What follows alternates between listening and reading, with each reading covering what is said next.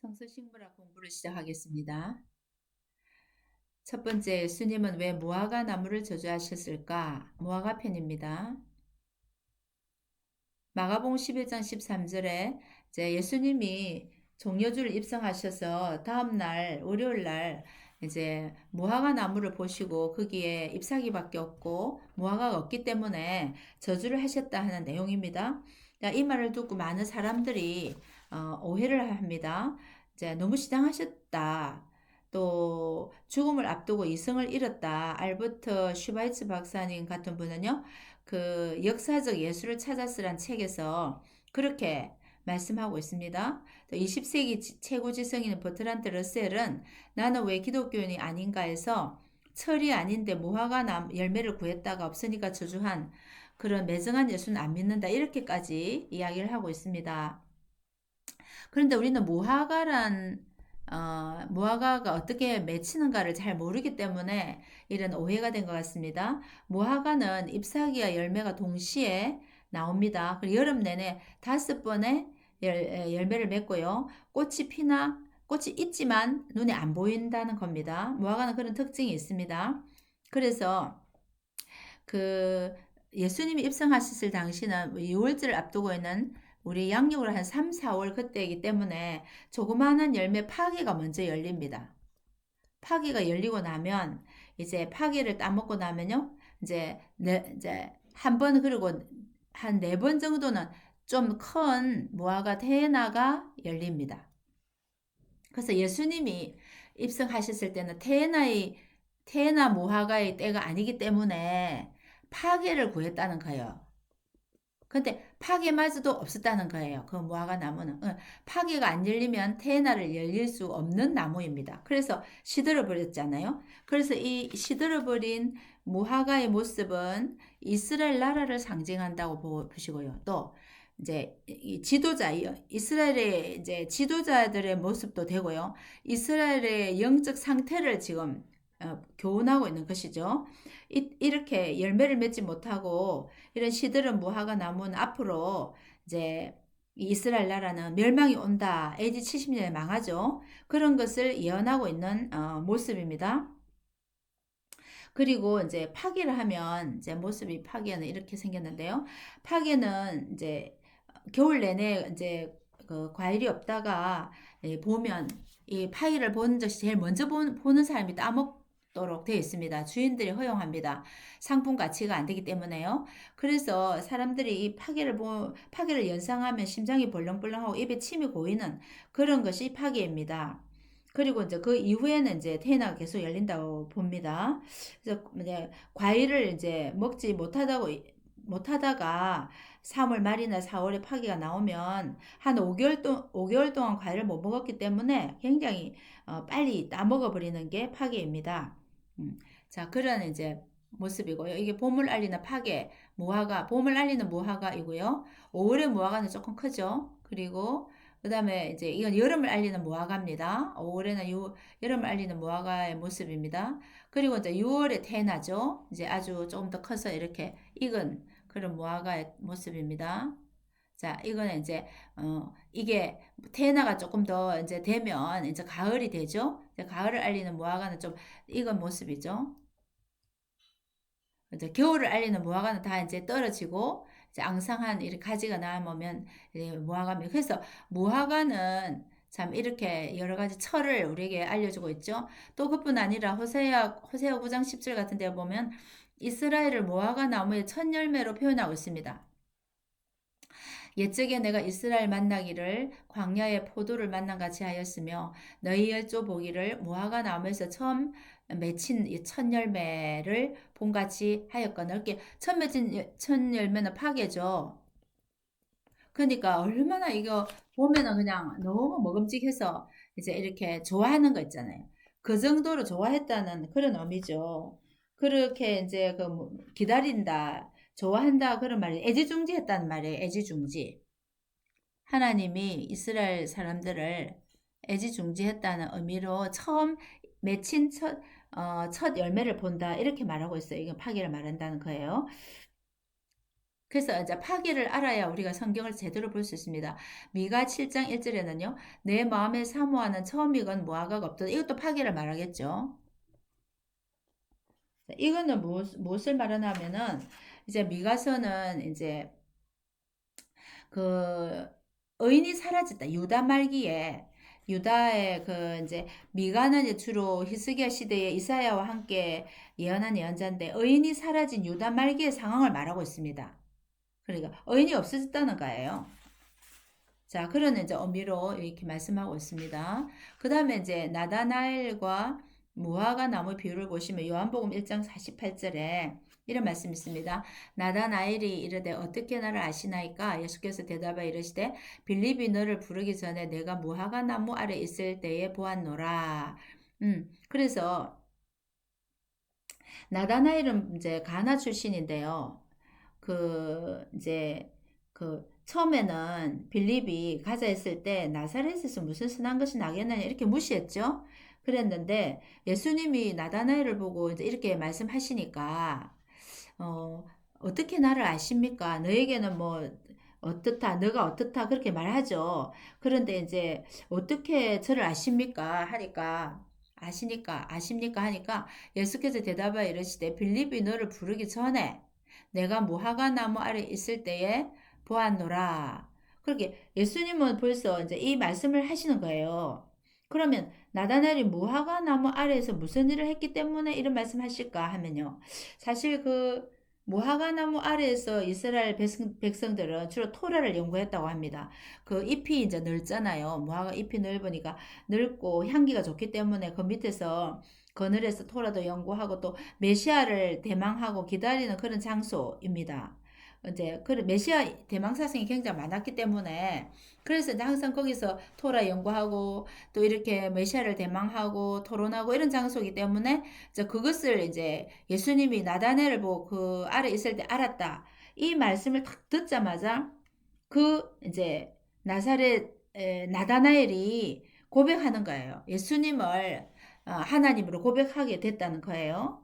자, 그래서 참, 무화과 나무 아래에 있던 이 문화를 모르면 어떻게 예수님이 이렇게 말했을 때 나단을 이렇게 대답할 줄을 우리가 모르잖아요. 예. 그래서 이제 평소에 예, 이스라엘 백성들이 무화과 나무 아래에서 토라를 연구하고 메시아를 기다렸다. 그렇기 때문에 예수님이 그 말을 했을 때, 아, 당신이 메시아입니다. 이렇게 고백을 할 수 있었다는 겁니다. 신앙 고백을 바로 할 수 있었다. 이런 의미입니다. 그리고 이제 무화과 나무는 종말의 상징인데요. 마태복음 24장 32에서 33절에 무화과 나무의 비유를 배우라. 그 가지가 연하여 지고 잎사귀를 내며 여름이 가까운 줄을 아나니 이와 같이 너희도 이 모든 일을 보거든 인자가 가까이 곧 문 앞에 이른 줄 알라. 그래서 이제 이 무화과 나무가 이게 철이 바뀌면서 모습이 달라지는 것처럼 무화과 나무를 보면서 이제 종말을 알게 된다는 거예요. 그래서 사계절을 이제 특별히 이제 여름을 알려주는 무화과 나무인데 3, 4월에는 파게가 있죠. 그는 봄을 알려주고 5월에서 10월에는 태나고요. 그런데 이제 사계절을 끝은 보통 이 사람들은요. 여름을 사계절을 끝으로 봅니다. 우리는 봄, 여름, 가을, 겨울 하는데 이 사람들은 가을부터 시작합니다. 가을, 겨울, 봄, 여름 이렇게 봅니다. 그러니까 여름 하면 여름이 이제 사계절의 끝으로 봅니다. 그리고 발음도 이제 히브리어로 여름이 카이츠예요, 카이츠. 근데 이제 종말 끝이라 하면은 케이츠입니다. 케이츠. 그러니까 이제 워드 플레이죠. 언어 유희죠. 그러니까 여름이 종말 같이 보는 거예요. 그래서 이제 종말이 가깝다. 여름이 가깝다 하면 종말이 가깝다. 이렇게 보는 거예요. 그래서 이제 무화과 나무가 여름을 알려준다는 거예요. 계절을 알려준다는 겁니다. 사계절을 알려준다는 거예요. 그래서 이제 봄 무화과는 우리가 이렇게 생겼고요. 여름 무화과는 조금 크고, 가을 무화과는 그냥 완전히 익었죠. 겨울 무화과는 앙상한 가지가 남은 것처럼 무화과 나무를 통하여 종말을 이게 사시 계절의 변화와 종말을 알 수 있다 하는 겁니다. 그래서 무화과 나무는 또 이스라엘을 상징하죠. 그래서 이스라엘은 구속사의 시기라고도 합니다. 그래서 이제 이스라엘이 이제 돌아오면요. 지금 이스라엘이 이제 메시아닉주가 얼마 안 되고 예수를 안 믿잖아요. 근데 이제 이스라엘이 많이 돌아오면 아 이제 종말이 가까웠구나 하는 것을 알 수 있습니다. 무화과나무 상태를 보고 무화과나무 상태를 보고 여름이 가까이 온 줄 아는 것처럼 이스라엘의 상태를 보면 종말을 알 수 있다. 그렇게 알 수 있는 겁니다. 자, 그다음에 이제 우리가 이제 올리브 나무를 보겠습니다. 예수님은 왜 겟셋마네 동산에서 기도하셨을까? 사실 우리 이제 한국말 성경에는 감람나무라 나와 있지만 올리브 나무와 감람나무는 다릅니다. 그리고 중국어 성경을 번역하는 과정에서 올리브 비슷한 중국 감람나무를 그대로 이제 한자를 가져온 거예요. 자, 그래서 올리브 나무란 것은 물풀의 나무가고요. 이렇게 좀 보시면 되고 성경이 이렇게 많이 여러 부분에 올리브 나무가 등장하고 있습니다. 올리브 나무는 영광과 아름다움, 인내, 그것을 의미합니다. 이렇게 생겼습니다. 자, 올리브 나무는 메시아를 뜻하는 지팡이와 막대기의 의미가 있어요. 이사야 11장 1절에 이스라엘 줄기에서 한 싹이 나며 그 뿌리에서 한 가지가 결실할 것이요. 이렇게 말하고 있습니다. 자, 여기 보면은 한 싹이 난다. 이렇게 한 싹. 한 싹이라면 이게 이제 나중에 좀 공부하겠지만 호텔이라고 하고요. 한 가지가 난다. 해가 이제 넷째로 이제 뿌리에서 나는 것을 말합니다. 어. 자, 그래서 이게 메시아를 의미한다. 이세의 줄기에서 그죠? 이제 다윗의 그 왕조에서 메시아가 나오신다는 의미입니다. 네, 이렇게 생겼습니다. 올리브. 그런데 이제 그 올리브 나무는 줄기에서 이렇게 가지가 나와요. 줄기에서 가지가 나오는 것을 호테르라고 합니다. 그리고 이제 이게 호텔은 이렇게 생겼어요. 좀 뭉뚱하게 생겼죠. 이렇게. 그래서 이 주로 막대기로 많이 사용합니다. 근데 이제 이거는 이사야 12장 4절에 그의 입에 막대기로 세상을 치며 그의 입술의 기운으로 악인을 죽일 것이며 이렇게 의미하죠. 자, 그런 이제 그런 작용을 하는 것부터 심판을 의미하는 거죠. 막대기는. 자, 근데 뿌리에서 나오는 여기 뿌리에서 옆에 막 이렇게 나오는 게 넷제르라고 합니다. 이건 다 같은 올리브 나무에서 이렇게 뿌리에서도 나오고 줄기에서 나옵니다. 넷제르인데요. 넷째의 모습이 이렇게 되어 있습니다. 여러 가지가 가지가 이렇게 나옵니다. 그래서 이게 넷째의 모양이에요. 그래서 여러 가지를 잘라주죠. 이제 잘라주고 남기는데 이렇게 나옵니다. 그래서 이것은 지팡이로 사용합니다. 아까 호텔은 막대기, 이건 넷째는 지팡이로 사용합니다. 쭉 뻗었죠, 그죠? 그렇죠. 내 집 안방에 있는데 안에는 결실한 포도나무 같으며 내 식탁에 둘러앉은 자식들은 어린 감람나무 같으리로다. 그러니까 자식들이 쭉 둘러앉아서 밥 먹는 모습이 이런 모습이잖아. 이렇게 둘러앉아서. 예, 이건 넷째리를 말하겠죠. 아, 이렇게 이제 올리브 나무를 이렇게 표현을 하고 있습니다. 그래서 이제 용도가 다르다는 거예요. 넷째르는 다 잘라주고 두세 개만 남겨가지고 하고요.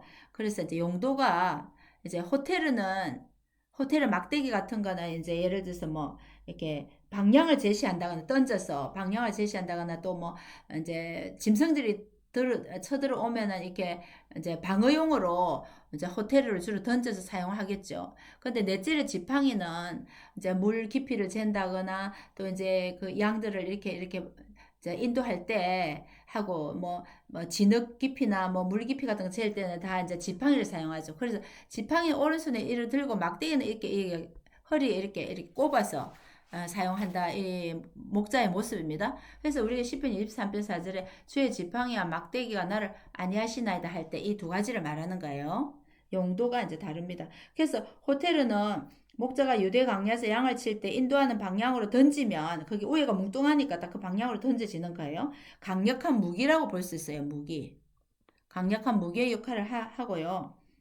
그 다음에 이제 그 넷째르는 주로 이제 지시해주고 이제 이렇게 하는 거죠. 이렇게 물 깊이를 재는 이런 가지들, 이런 작용들을 하니까 조금 용도가 두 개가 이제 좀 다르다고 봅니다. 그래서 막대기는 허리에 차고 넷째르는 손에 들고 그렇게 양을 이제 칩니다. 자, 지팡이는 우리가 보통 그림에 있는 것처럼 왼손으로 잡지 않습니다. 여기 오른손으로 잡습니다. 그래서 이제 이렇게 잘 잡고 위험한 곳에서 안전한 곳으로 옮길 때나 양들을 또 물과 진흙의 깊이를 잴 때 이 넷째르 지팡이를 사용했다고 그렇게 합니다. 그리고 이제 예수님의 겟세마네 기도와 올리브 기름인데요.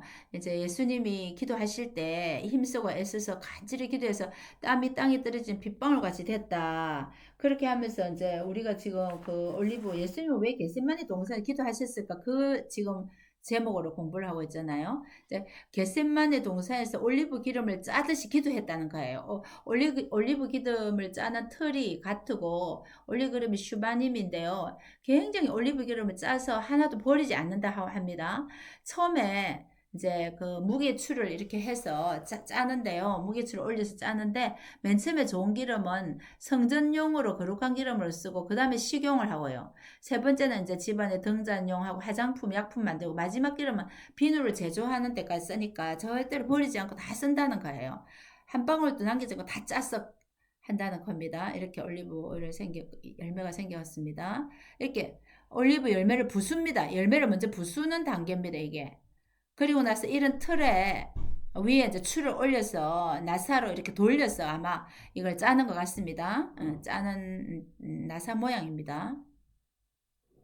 자, 예수님이 겟세마네 동산에 기도하는 모습인데 올리브 기름을 짜듯이 혼신의 힘을 다 짜서 이제 기도를 하고 있습니다. 그래서 이제 이렇게 비유를 했습니다. 세 번째는 우리가 삭개오는 왜 돌무화과 나무에 올라갔을까? 돌무화과의 모습입니다. 돌무화과 나무는 무화과 나무와 좀 다르죠? 무화과 나무보다 좀 이렇게 작다고 볼 수 있어요. 열매가. 돌무화과 나무는 재활, 갱생 이런 의미가 있습니다. 그리고 히브리어로 슈크마라고 합니다. 평지에서만 자랍니다. 이렇게 많이 열리죠. 돌무화과 나무 멀리서 본 모습인데요. 돌무화과 나무는 이거 하나하나를 이제 전부 다 구멍을 뚫어서 이제 올리브 오일을 조금씩 발라줘야 된다고 해요. 그래야지 이제 무화과 나무에 원래 무화과 나무의 맛이 난다 합니다. 만약에 이대로 그냥 하면 이거는 이제 뜰버서 그 상품 가치가 없다고 해요. 그래서 이제 목자들이 노동력을 이제 제공을 합니다. 이 돌 무화과 나무를 가진 주인에게. 그리고 이제 그 밀 밑둥, 이 무화과 나무 밑에 있는 밀 밑둥을 양을 뜯어 먹이는 조건 하에서 목자들은 여기 올라가서 이거 하나하나를 이렇게 찔러서 무화과를 발라주는 노동력을 이제 이게 제공했다고 합니다. 노동력 착취라고 할 수 있어요. 그렇게 이제 일을 하면서 이제 양의 이제 밀 밑둥을 뜯어먹게 했다 하는 겁니다. 그래서 아모스가 나는 목자요 양을 이제 뭐 이렇게 뭐라 그럴까 나는 목자고 또 이제 목자는 양을 먹이는 사람인데 또 이제 그 재배하고 그죠? 그렇게 이제 그 두 가지를 다 할 수 있다는 그래서 뽕나무를 재배하고 그때 그 뽕나무가 이제 돌무화과 나무라는 거예요. 이렇게 양도 키우면서 뽕나무를 제공한다는 말은 그런 일을 했다 이겁니다. 아모스가 그렇게 고백했죠. 왕상 10장 27절에 왕이 예루살렘에서 은을 돌같이 흔하게 하고 백향목을 평지에 뽕나무같이 많게 하였더라. 그렇게 이제 말씀하고 있죠. 이게 뽕나무는 돌무화과 나무를 말합니다. 돌무화과 나무인데 자 여기도 보면은 사실은 이제 그 좋은 목재는 이스라엘은 돌무화과 나무가 이제 좋은 목재입니다. 가볍습니다. 뽕나무가. 이제 그런데 백향목을 이제 썼다는 거예요. 백향목을 썼다는 것은 솔로몬의 허세죠, 허세. 백향목은 이제 더 무겁기도 하고 돈도 비싼데 흔한 이 이스라엘의 흔한 돌무화과 나무로 집을 짓고 하면 가볍고 돈도 작게 드는데 그렇게 이제 솔로몬 허세를 부렸다는 거고요. 대상에 보면 게델 사람 발하는 평야 감람나무와 뽕나무를 맡았고 이것을 전담한 그런 이제 사람이 있었다는 거예요. 자, 이것을 전담해서 뽕나무 전담 장관이라고 할 수 있어요. 발 하나는요. 자, 그런 이제 최고의 목재가 뽕나무 저 무화과 나무였다고 합니다. 백향목보다 가볍고 단단하고 지진이 이제 이스라엘에 많은데 지진이 일어나도 이제 위험하지 않잖아요. 너무 무거운 백향목보다는 그렇게 이제 이스라엘에 흔하고 많았던 게 돌 무화과 나무이라고 봅니다. 자, 이렇게 생겼습니다. 아모스가 그랬죠. 아모스가 아마시아에게 대답하여 이제 북이스라엘에 가서 이제 복음을 전했는데요. 이거 이제 경고를 하고 예언을 했는데 북의 제사장 아마시아가 남쪽에서 아모스가 올라서 그러니까 너희한테는 남쪽으로 내려가라 하고 막 그러잖아요. 나는 선지자가 아니다. 나는 선지자의 아들도 아니라 나는 목자요 뽕나무를 재배하는 자. 목자는 양을 키우는데 뽕나무는 돌무화과 나무 그 아까 그 노동력 제공해주는 그걸 말하죠. 재배하는 차로서 내가 이렇게 하나님이 시켜서 왔다 이 말 할 때 이게 이제 그런 의미입니다. 자, 누가복음 19장 4절에 앞으로 달려가서 보기 위하여 돌무화과 나무에 올라가니 삭개오 말이죠. 이는 예수께서 그리로 지나가시게 되밀으라 그랬잖아요. 그래서 이제 삭개오가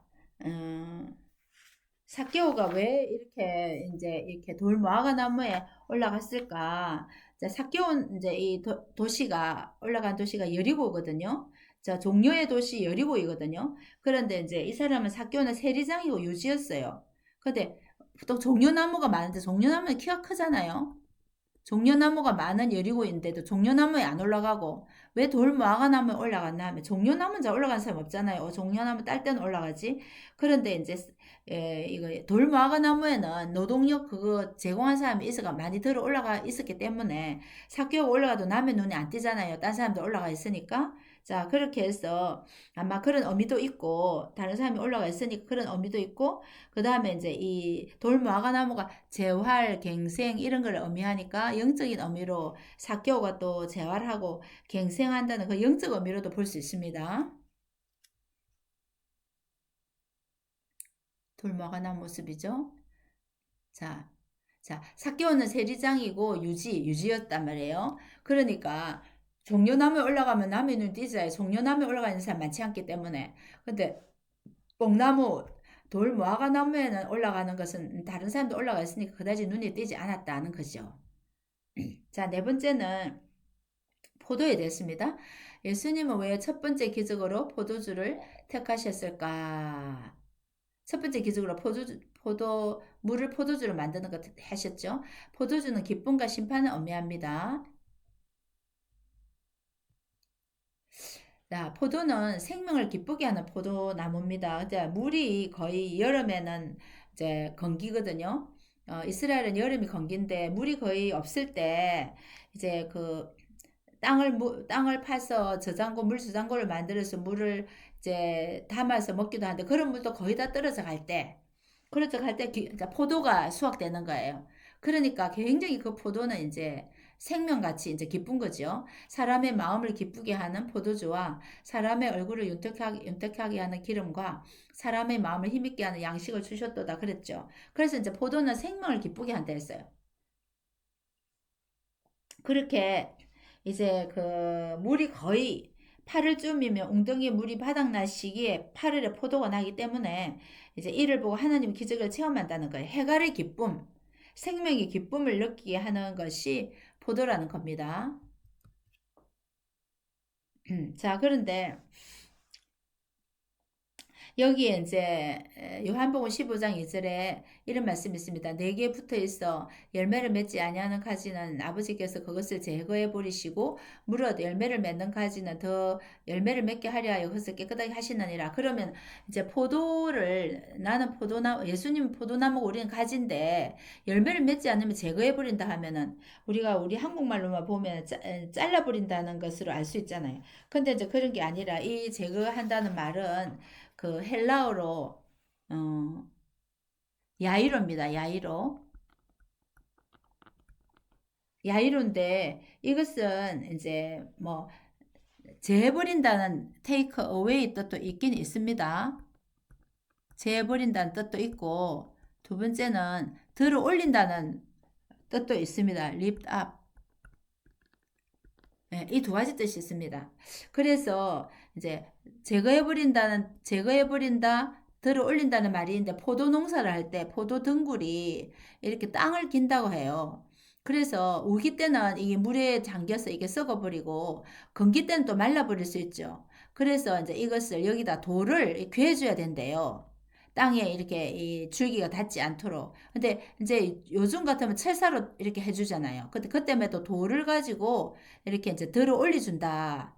땅이 닿지 않도록. 그래서 립업 이런 의미라는 거예요. 예, 제거해버린다는 뜻이요. 우리가 약간 우리 한국말로 오역을 한 거죠. 그래서 그래서 더 많은 열매를 맺도록 해주신다는 의미입니다. 근데 포도농사법을 몰라서 이제 저렇게 된 거죠. 그리고 자, 가나 혼인잔치입니다. 이게 잘못됐나요? 가나 혼인잔치와 포도주의 기적. 자, 혼인잔치 이제 갔을 때 이제 물이 떨어졌잖아요. 아, 포도주가 떨어졌잖아요. 그래서 포도주가 없다 하니까 예수님께서 이제 물을 떠라 해서 물을 떠 갖다 줬더니 포도주를 받겠잖아요. 자, 그래서 예수님의 이제 공생애는 사실 이게 첫 기적인데요. 첫 기적은 그 포도주에서부터 시작하죠. 그 다음에 이제 마지막에 6월절 만찬할 때도 포도주를 마시는 것처럼 포도주로 시작해서 포도주로 마친다고 할 수 있어요. 예수님의 공생의 사역은. 그래서 이거는 뭐냐면 보혈 사역을 의미합니다. 예수님의 사역은 보혈 사역이죠. 예수님의 보혈로 우리 죄를 씻어주시는 그런 보혈 사역을 상징한다. 그렇게 볼 수 있어요. 그래서 우리가 또 이제 이게 포도는 이렇게 이제 밟습니다. 이렇게 밟아서 포도액이 이제 여기 구멍을 통해서 이렇게 나오죠. 걸러지죠. 또 좀 더 내려오죠. 이렇게 해서 이제 맑은 포도가 나옵니다. 여기서 발로 그냥 신발 벗고 이제 밟습니다. 그렇게 햇빛에서 밟아야 발효도 되는 거죠. 자, 이렇게 이제 포도주 이제 털에 넣어서 이렇게 하고 있습니다. 포도 농사를 이렇게 합니다. 자, 그리고 이렇게 합니다. 이렇게 흘러나오죠. 이렇게 나오고 이렇게 나오고. 그 시편에 있는 깃딧에 맞춰서 포도 밟을 때 부르는 노래가 있어요. 그 노래 부르면서 이렇게 밟는 거예요. 자, 예수님이 가나 혼인잔치에서 물을 포도주를 바꾼 이석은 신부인 성도들이 주님과 결혼식을 올리는 걸 예표합니다. 우리도 가나 혼인잔치처럼 우리가 예수님과 이제 결혼을 하는 거죠. 결혼식 하이라이트는 포도주인데 이제 포도주를 신부가 받아 마시면 결혼이 성립되는 거죠. 그래서 물을 포도주로 바뀐 포도주로부터 포도주 6월절 만찬으로 최후의 만찬으로 예수님 공생애가 마치잖아요. 그것은 이제 포도주에서 시작해서 포도주를 마친다는 것은 보혈 사역을 한다. 이걸 의미하고 있다는 겁니다. 자, 마태복음 26장 28절 이것은 죄 사함을 얻게 하려고 많은 사람을 위하여 흘리는 나의 피 곧 언약의 피니라 보혈이란 거예요. 우리의 죄를 사해 주시기 위해서 이 땅에 오셨어. 그 일들을 하신다는 겁니다. 그리고 이제 또 어떤 의미가 있냐면요. 평화와 번영을 상징합니다. 포도는 이제 왕상 4장 25절에 이제 브엘세바 단에서부터 브엘세바에 이르기까지 각 포도나무와 무화과나무 아래서 평안히 살았더라 했죠. 그래서 이거는 이제 항상 평화롭게 사는 것을 말하는데 포도나무는 처음부터 결실을 하지 않아요. 1년부터 3년까지는 이제 따버립니다. 4년째는 하나님께 드리고 한 5년쯤 돼야 사람이 먹을 수 있어요. 그렇게 포도를 먹을 수 있다는 것은 전쟁이 그만큼 몇 년간 전쟁이 없었을 때 이제 포도를 먹을 수 있는 거예요. 그래서 뭐 이제 5년 이후에 한 5년 정도 후에나 이제 그렇게 수확하고 5, 6년 지나야 수확을 하기 때문에 이제 전쟁이 없는 태평성대의 의미를 말할 때 이렇게 말합니다. 포도나무 아래와 무화과나무 아래서 평안히 살았더라. 자, 그렇게 상징을 합니다. 다섯 번째는 대제사장 옷에는 왜 성료가 달려 있을까? 성료에 대했습니다. 석류는 영화, 영광, 다산이죠. 그 석류 알이 이렇게 쫌쫌이 맺혀 있는 것처럼 다산이죠. 그리고 그거는 이제 색깔 자체도 그렇고 영화, 영광인데요. 이렇게 생겼습니다. 네. 그 석류 나무 자체입니다. 원산지가 있고요. 원산지는 이란이나 아시아 이런 데서 많이 나죠. 최고의 영광을 상징하는 성료입니다. 그래서 이제 출애굽기 그 제사장의 옷을 보면 그 옥 가장자리에 밑에 석류 한 방울, 금방울 한 방울 이렇게 석류 하나, 금방울 하나 이렇게 달리게 만들죠. 우리가 모습을 보면요. 이렇게 밑에 이게 석류 한 방울, 요 석류 하나, 금방울 하나 이렇게 달려놨죠. 근데 석류의 모양이 또 이렇게 생겼어요. 그럼 왕관처럼 생겼어요. 이렇게. 그렇기 때문에 대세상의 영광스러움을 말한다는 거예요. 끝이 왕관 모양으로 생겼잖아요. 이렇게. 예. 그렇기 때문에 영화, 영광, 또 안에 석류, 안에 알이 쫌쫌하게 박힌 것처럼 다산, 그것을 말합니다. 그리고 석류꽃이 왕관 모양이라 했죠. 히브리어로 리몬인데요. 그것은 석류 히브리어 리몬이라 말 람에서 나왔어요. 람은 높이 올려드립니다 하는 의미인데 높이를 의미하면 높인다 이런 의미가 있어요. 그래서 대제사장 옷에 달리는 유일한 식물 또 지성소 성전의 문양을 이제 새겨 놨는데 아몬드와 석류를 새겨 놔요. 예. 그래서 이제 이거는 다산을 상징한다. 그런 의미를 가지고 있습니다. 그 다음에 이제 우리가 아론의 지팡이는 왜 살구꽃이 피었을까? 아몬드를 보겠습니다. 아몬드인데 아몬드는 깨운다는 웨이크업 깨운다는 거. 아몬드 나무가 제일 빨리 봄에 핍니다. 네, 우리는 살구라고 되어 있는데 원칙은 아몬드입니다. 헌더스 깨운다. 이게 굉장히 빨리 피는 꽃 종류입니다. 봄에 깨운다. 아몬드 나무입니다. 아몬드 열매입니다. 아몬드는 또 이제 전도서 12장 5절에 이런 말씀이 있습니다. 또한 그런 자들은 높은 곳을 두려워할 것이며 길에서 놀랄 것이며 살구나무가 꽃이 필 것이다. 메뚜기도 짐이 될 것이며 이렇게 이제 말이 있는데 여기서 이제 살구나무가 나오죠. 이거 아몬드 나무입니다. 메뚜기도 사실 식물을 말합니다. 음.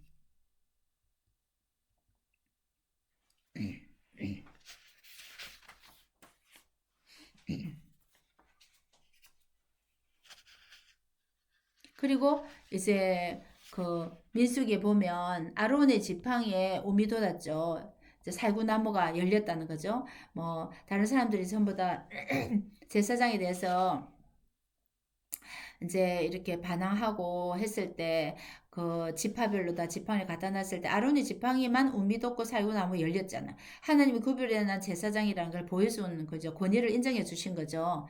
자, 그래서 전도서에 나오는 이것도 이제 아몬드를 말하고 여기도 살구나무 이것도 아몬드 열매가 맺혔다는 걸 볼 수 있습니다. 아몬드의 모습입니다. 아몬드 꽃이 많이 피었습니다. 자, 이거 가까이서 보면 이렇게 잎이 되어 있습니다. 그리고 그 금등잔대 그 성소 안에 있는 금등잔대에도 살구꽃 형상으로 잔을 만듭니다. 살구꽃 형상으로 잔을 만드는데 그게 이제 아몬드 꽃을 모양으로 만들어라 하는 거죠. 예, 아몬드 이제 모양이죠. 꽃 형상으로 만들어라 그렇게 했습니다. 그 다음에 이제 우리가 엘리야는 왜 로뎀나무 밑에 죽기를 간구했을까요? 엘리야가 이제 뭐 이세벨의 그 공격을 받고 막 도망을 갔죠? 그때 로뎀나무 밑에서 이제 죽기를 차라리 죽으십시오 그랬죠? 로뎀나무는 비참 시궁창을 의미합니다. 로뎀나무는 그림자는 있는데 그늘은 없습니다, 사실. 그렇게 좋은 나무가 아닙니다. 유대인에게 로뎀나무는 자, 광야 같은 인생길에서 더 이상 소망이 없는 나락을 묘사할 때 이렇게 말합니다. 비참한 신세 말합니다. 엘리야의 절박한 심정을 말할 때 이제 왕상 19장에 자신은 광야로 들어가 하룻길 중 가서 한 로뎀나무 아래에 죽기를 원했죠. 여호와여 넉넉하오니 내 생명을 거두어 주소서 하면서 그랬습니다. 그래 로뎀나무 아래 이제 지금 지쳐가 누워 있을 때 천사가 와서 이제 먹는 것을 주고 일으키죠. 그러니까 절박한 심정을 말하는 거예요. 로뎀나무는. 그리고 창세기 21장 14절에도 그 하갈이 이제 쫓겨나가잖아요. 그래서 쫓겨나가서 이제 부엘세바 강야에서 이제 반응 이 부엘세바는 비가 거의 안 오는 이제 우리 인간으로 보면 남쪽에 이제 한계잖아요, 한계. 제일 비 안 오는 부엘세바 그 광야니까 그 물이 없죠. 이제 물을 한 가죽 부대 가는데 그 물이 떨어진 거예요. 그래서 그 자식을 관목 덤불 아래 두어서 관목 덤불 이게 이제 로뎀나무인 거예요. 시아하크라고 비참한 신세를 말하는 거예요. 그래 가서 막 방성 대곡을 하고 울죠. 물이 없어서 애가 죽어가니까. 자 그런 겁니다. 이 관목 덤불은 로뎀나무를 말합니다. 자 그리고 여기 대사리 뿌리로 유명한 욥인데 욥기 30장에도 떨기나무 가운데서 짠 나무를 꺾으며 대사리 뿌리로 먹을거리를 삼는다 할 때 이 대사리 뿌리 여기도 로뎀나무 뿌리입니다. 로뎀나무 뿌리 로뎀나무 별명이 빗자루 나무 또는 대사리 나무라 표현을 합니다. 이게. 그래 그만큼 이제 비참하다는 거예요. 이렇게 대사리 뿌리가 이렇게 생겼습니다. 이 뿌리로 먹었으니까 얼마나 비참합니까? 자, 그 다음에 이제 그 아브라함은 왜 에셀나무를 심었을까? 에셀나무 편을 볼게요. 에셀나무. 로뎀나무와 비교되는 게 에셀나무인데 안식처입니다. 에셀나무가 사실은 광야에서 안식을 주는 나무입니다. 우리가 좀 잘 못 알고 있죠. 로뎀나무가 안식처인가 알고 있는데 에셀나무입니다. 사막에서 서식하는 나무는 이제 주로 이제 로뎀나무도 사막에서 있고요. 그다음에 에셀나무 지금 우리 공부하는 에셀나무 있고 그다음에 소금나무 있고요. 시띠나무 있고요. 종려나무 이런 건 전부 사막에 있는 나무들이에요. 그런데 이제 아브라함은 브엘세바에 에셀나무를 심고 거기서 영원하신 여호와의 이름을 불렀으며 그렇게 했죠. 사실은 이거는 이제 왜냐하면 이 에셀 나무는 굉장히 이렇게 잎이 짜다고 합니다. 그래서 이제 수분을 잘 흡수합니다. 수분을 흡수해서 많은 이제 이슬을 맺히는데요. 이슬이 증발을 하면서 온도가 에셀나무 밑에는 10 내지 15도가 내려간다고 해요. 이렇게 광야에 사막을 지나던 사람은 에셀나무 보면 그 밑에 다 모여든다고 합니다. 시원하기 때문에. 그때 이제 영원하신 여호와의 이름을 불렀다. 하나님을 전했다. 이렇게 볼 수 있죠. 영생하신 하나님 불렀다. 그러니까 사막에서는 사실 안식처는 에셀나무로 봅니다. 그 식물의 성격상 그렇습니다. 그리고 제가 있죠. 대표적인 나무들은 이게 전부 다 이제 사막에서 시간 나무고요. 에셀나무는 그늘이 넓고 광야에서 만나는 최고의 안식처입니다. 수분을 증발시키기 때문이죠. 아브라함은 브엘세바에서 지나가는 나그네들을 위해서 에셀나무를 심고 영생한 하나님을 불렀다. 이렇게 고백하고 있습니다. 근데 사울은 왜 에셀나무 밑에서 다스렸을까요? 사무엘상 22장 6절 보면 사울이 다윗과 있는데 이때는 왕궁이 없었어요. 기브아는 사울의 고향인데 그 높은 곳에 에셀나무 아래에서 앉아서 이제 정치를 했다고 합니다. 근데 사실은 이 에셀나무는 광야, 평지 이런 데 자라죠. 근데 이 지금 기부하는요, 보통 이 산악이에요, 산악. 산악입니다. 그래서 예루살렘에서부터 4km 정도 올라가면 기부하가 있어요. 한 4km 정도 차이 나죠. 근데 여기도 예루살렘도 고지가 한 800m면 기부하도 한 800 정도 된다고 봅니다. 이런 데는 에셀나무 잘 살지 못해요.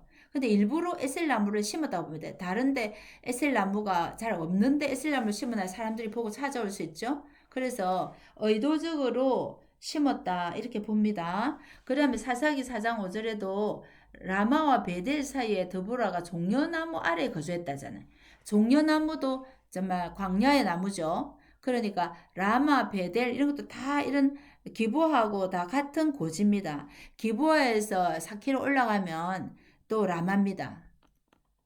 라마고요. 라마에서 4km 올라가면 베델이에요.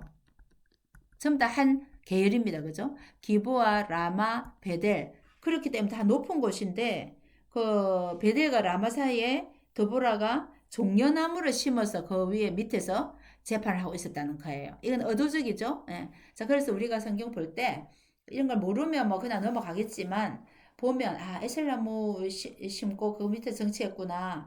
아니면은 드보라 종려나무 네, 그래서 종려나무는 광야에서 자라고 유다 산지에 자란 나무 아닌데 그래 산지에서 자라는 종려나무를 얼간이라고 표현한답니다. 그런데 이제 일부러 심어놓고 이제 거기서 거주했다는 걸 볼 수 있습니다.